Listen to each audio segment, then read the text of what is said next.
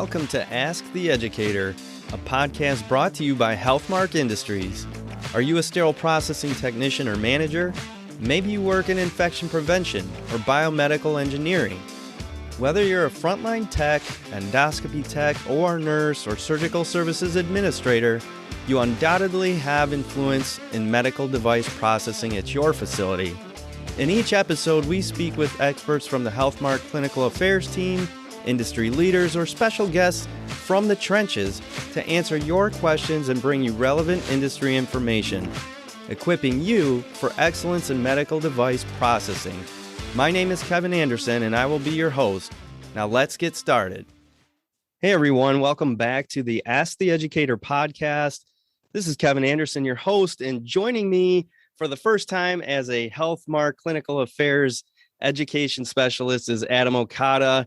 Adam, welcome back to the show. This is actually your second time on the show, but first one as a Healthmark employee. So welcome to the show, man. I'm excited to be here. Yeah, it was a good time with Harry last time, so just happy to be back. Yeah, we'll have to get Harry back on as well. He's such a great personality, a great speaker, and a very knowledgeable subject matter expert. But for this one, Adam, just since it has been so long, I know there's going to be people who know you from various experiences that you have, but can you just give us some background on your own, experience as a sterile processing technician, educator, all of that stuff? What's your background look like? Sure. Yeah. So I started 15 years ago in sterile processing just as a frontline tech.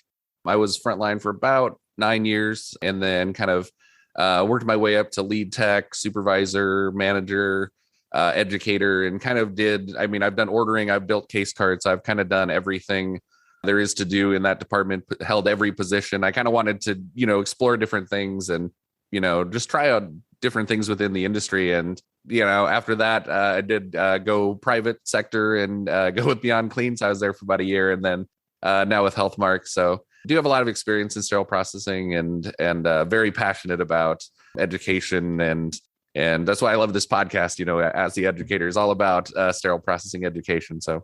No, that's great, Adam. And it's funny that you mentioned the education being a passion of yours. We had some discussion prior to this recording, and that was something that obviously was very prevalent in your background experience wise, but also just kind of a passion of yours. But I wanted to get into a little bit of why, because education in my mind, in the title of this podcast and the way I envision it is going to be education is a superpower, right? And there's reasons for that. One of the reasons that we discussed was how education had a direct impact on quality. This is something that isn't foreign to you. This is something that you've experienced in your own background. And that's kind of what I wanted to get into. So in what role, I know this is, going back to your 15 years in the hospital setting, what role were you in when you really noticed how this education played such an enormous role in quality in sterile processing? So at my first hospital, I was lucky enough to have Sharon Rojo, who is another member of our clinical education team, who was my educator. So that was my first job, and my kind of first experience with sterile processing was to do things the right way. And, we had audits, we were getting checked, and we had to have a certain percentage of accurate trays. And, mistakes will happen. I've made mistakes throughout my career, and you kind of just learn from them and correct them and try to move forward and try to never make that mistake again was what I always told myself. And then when I went to my second facility, I'm not going to talk about which facility it is or anything because I don't want to throw anybody under the bus. The focus was not on quality. It was, we had kind of a series of managers who had come from outside fields that had nothing to do with sterile processing. So they were used to productivity being the main metric that you track things with. And the hospital does track productivity. So when they came in, that's what they were familiar with, and that's what they were pushing. So we had SPM was the system that we had, and they were pushing for 120% productivity with all these things. 120% productivity. And what I saw happening was as they were doing this, staff started to realize if I grab a circumcision set with 10 instruments, 12 instruments inside, I can get 6 of those done an hour. Whereas if I grab, tympanoplasty tray with 150 instruments inside, that's going to take me the full hour, and then I'm not going to get my productivity numbers. Yeah. So what happened is the quality started to dip. Nobody wanted to do the big trays. So the only were certain people that were willing to take low productivity would do those trays. And then everybody else did these small dinky trays that weren't even priority trays. See, we're smart. We'll find ways around the system. Yeah. Oh, yeah. Yeah. Well, I think everybody, that's kind of human nature, right? We just try to figure out ways that we can like game the system. And like, we realize this is going to make my day a lot easier than if I, do this headache of a tray, which is going to have missing instruments and all this stuff. So yes. Yep. The productivity numbers went up. They were consistently going up. And the downside is that I was in charge of the audits at that point. And I wasn't necessarily doing all of them. The lead techs and myself were doing them, but I noticed the numbers started to dip. And so I could see at this facility that we had started around 98, 97, pretty consistently 90s all across the board. And then once that productivity started getting pushed and those numbers started to rise, the audit numbers went. So it was like a cross where the productivity was going up and audit rates were going down. And that was where I realized, and really, I think the passion for sterile processing really kicked in. I was trained the right way. I knew the right way to do things, but the passion didn't kick in until I saw it being done wrong. And I saw the wrong things being pushed in the department. And, it was a battle. It was a couple of different managers that we had at that point. I think it was like a series of 3 in 3 years, and none of them had any experience with sterile processing. And I was trying to tell them, this is the wrong direction we're going. And all of them were saying, well, we can do productivity and have accuracy. We should have both. And I was like, that's great. First, let's focus on accuracy. Let's not push the productivity until we get that part nailed down. But I think that was the experience. And then as a manager later on, I also saw the opposite happen. I came into a facility that was, for lack of a better word, behind the times. And they were doing things a little bit strangely. We brought in some certified techs like travelers. We hired some new techs and tried to train them the correct way to do things, encourage them to get certified. And we saw audit numbers kind of do the opposite. We saw starting around 50% audit rates going up, kind of bouncing around a little at first, but ending up around 85%. So those audit rates, like the data that you capture and looking at those trays is really important. The data is important. And then obviously pushing the right thing, pushing education, pushing accuracy. I've seen those numbers go down. I've seen those numbers go up. So I'm a big believer in doing things the correct way. That's awesome, Adam. So just to clarify for listeners who may not kind of understand what you mean by audits, can you share what an audit looked like at your facility? So we basically working off an audit form, and then SPM and other tracking systems will have like little tracking modules for audit rates. So basically you're opening a tray. You're examining it for accuracy. Is the external integrity good? That was always the first thing. Is the wrap intact? Is the tape good? Are there no holes in it? And then we'd look at the internal integrity. Is the count right? Are there any instruments that are soiled? Are there any instruments missing? Are there too many? So basically you're examining every single aspect of that tray and making sure that it's 100% accurate and safe to use on a patient. And anything that kind of deviates from that 100% accuracy, that would be a finding or an audit mistake or something that would go as a negative audit. So you're looking for those positive things as you're doing those audits and opening those trays. So your audit on these trays would actually be before it made it to the OR, is my guess. So after your entire process, but before it went to storage or to the OR, at least the procedural area, you would take it before it got there, right? Yeah. So, there's 2 different types of those audits. There's reactive audits, which are the tray got opened in the OR and there was an error. And so we mark that as a reactive audit. Okay. And then there's proactive auditing, which you're taking a tray that's sterile and would be used, but you're going to pull it down and audit it to make sure.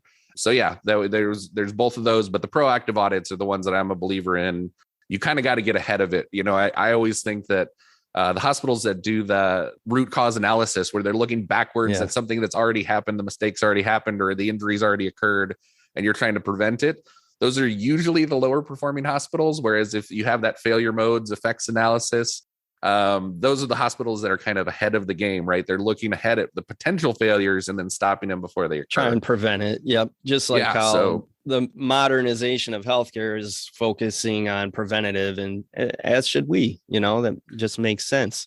But I definitely wanted to highlight what you said in the beginning of your story, how you had you had an increased focus on productivity, and at the same time, as a direct result, you noticed a decrease in quality. And I think that's a really important point, because I think we've all been there in our experience where you have had managers or leadership that put that focus on productivity, and then you start dealing with the gaming of the system.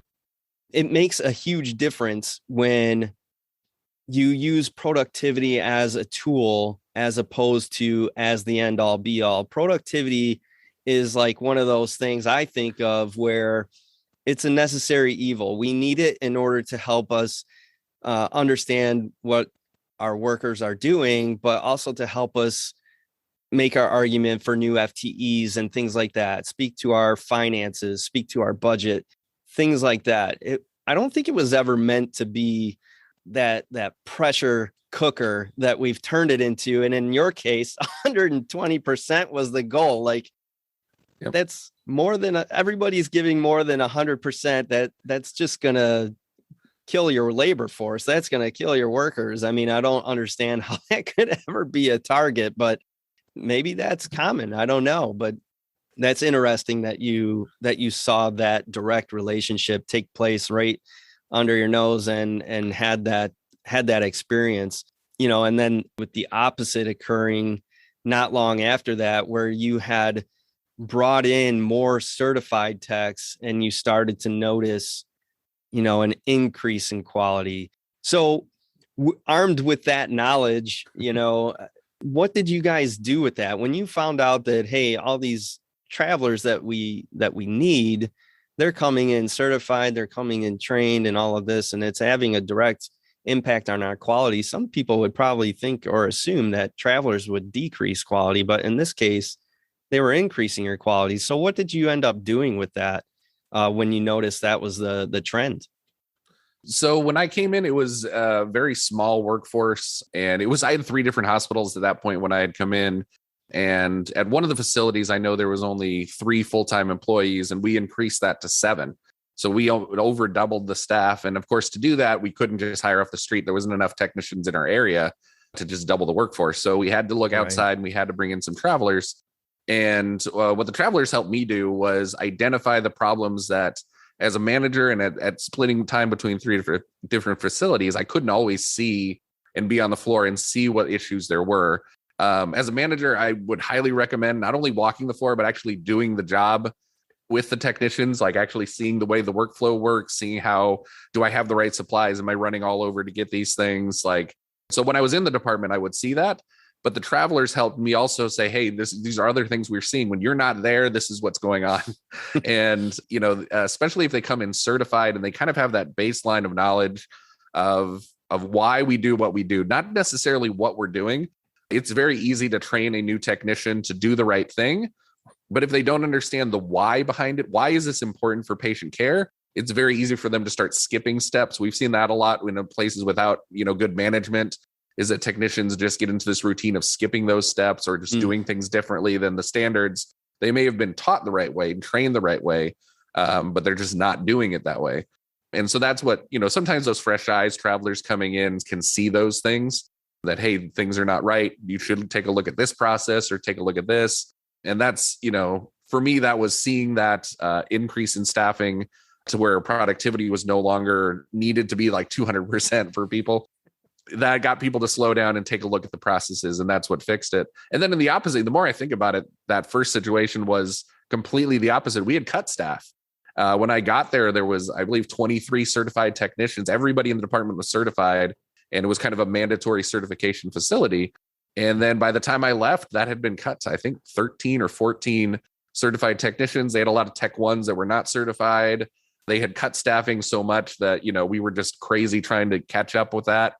And I remember my boss was using it as an example because I was in management at that point towards the end of time, and I would go to these management meetings. Sure. And he was actually called out by the CEO as, look at how great he's doing financially with this department. This department has cut, about 100% from the budget, literally lost half of our budget because he cut employees.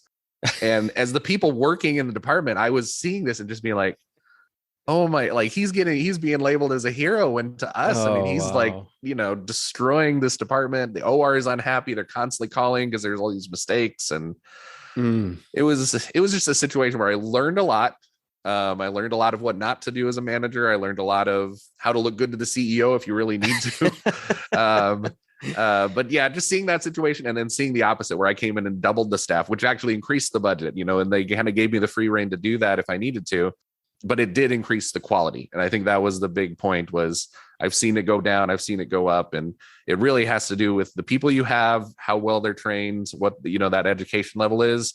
And then what is your focus? Is it productivity? Is it money? Is it whatever? Is it looking good to the boss, or is it patient care? And we always say it's patient care. Everybody will say that if you ask them, but do you really follow through and make Put that your your money where priority your in the mouth department? is, right? Exactly. Yeah.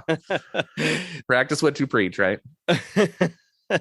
It's so true, though. I mean, I gotta admit, in my years of managing SPD, I was not good at cutting budget. I was only increasing budget. And the reality is, just as you said, like, when you go into a department as a new manager or leader or whatever, most of the time, the experience is that our departments are behind. They're behind on investment. They're behind on staffing. They're behind on tools. They're behind on capital equipment, all of these things.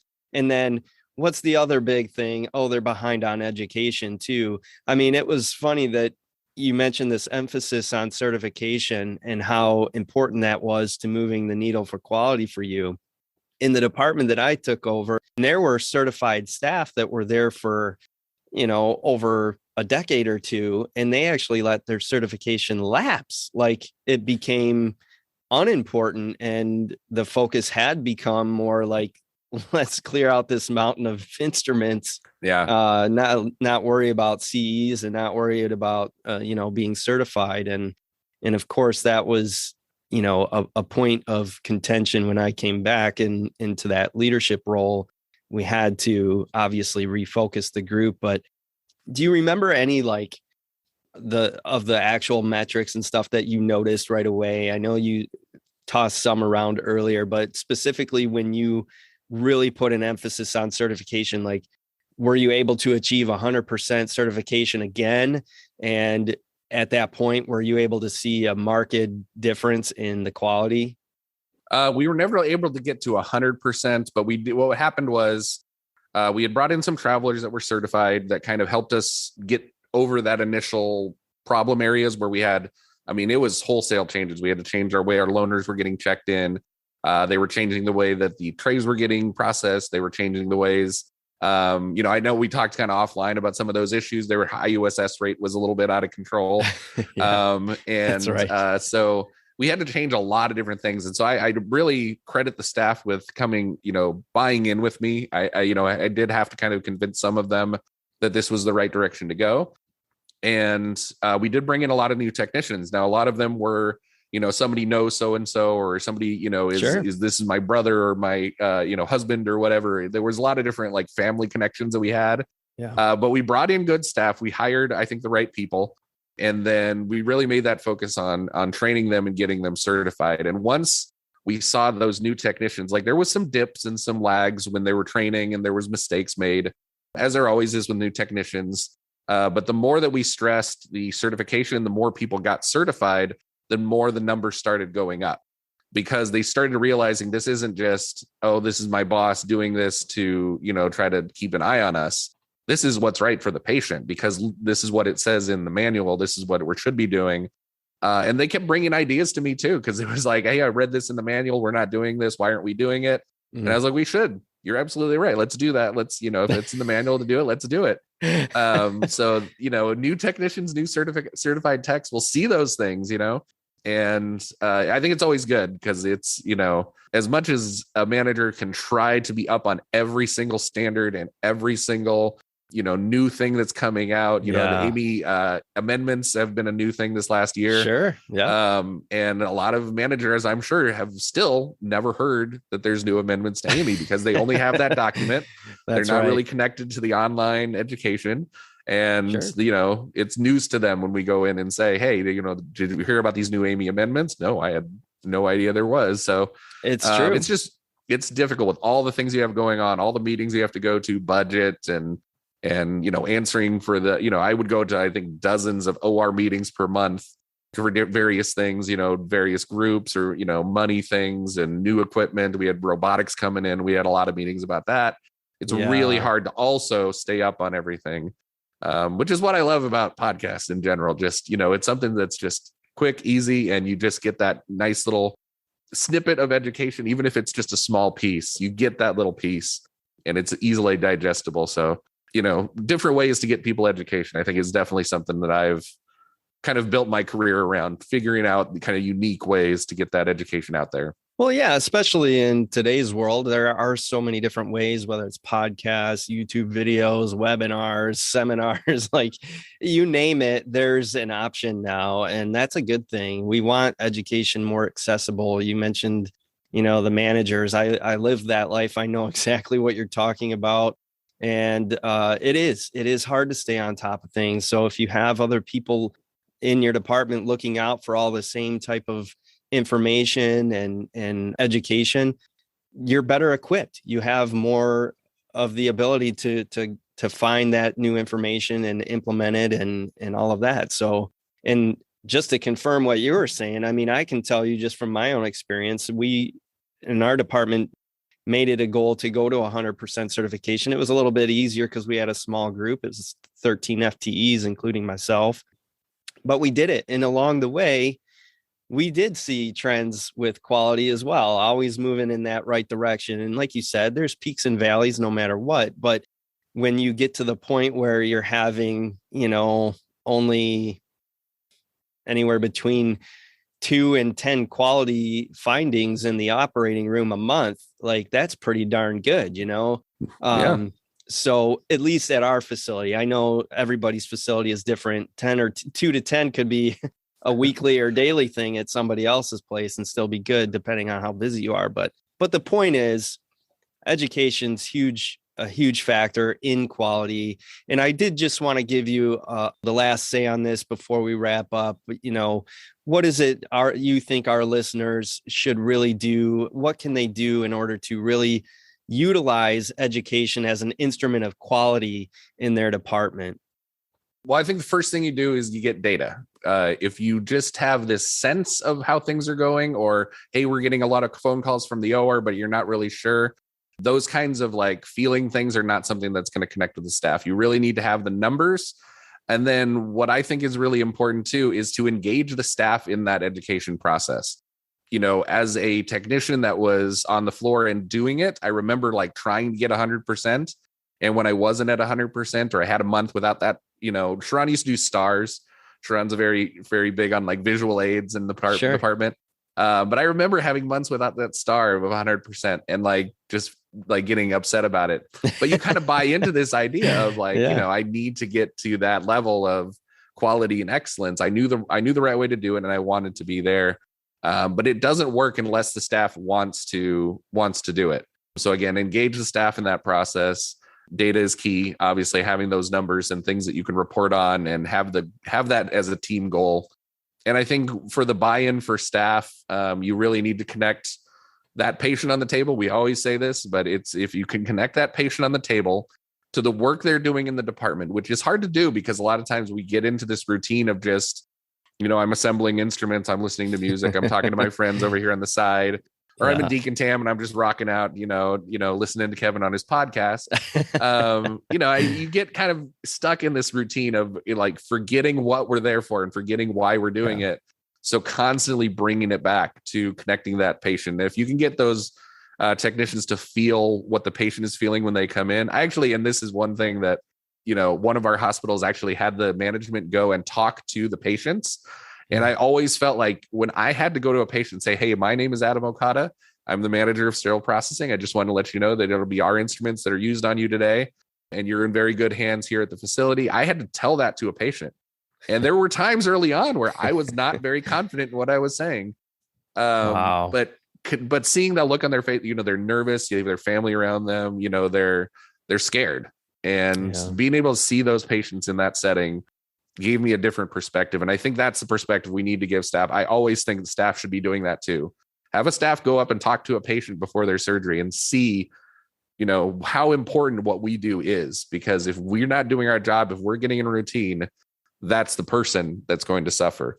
So if you can connect that, I think that's how education really improves. We're not sociopaths. If we see a person that's scared and about to go through something, being very vulnerable and open to harm being done to them, we want to do the right thing for them. It's in our human nature that we want to. So I think that's probably what I would tell people, is connect that human to what we're doing.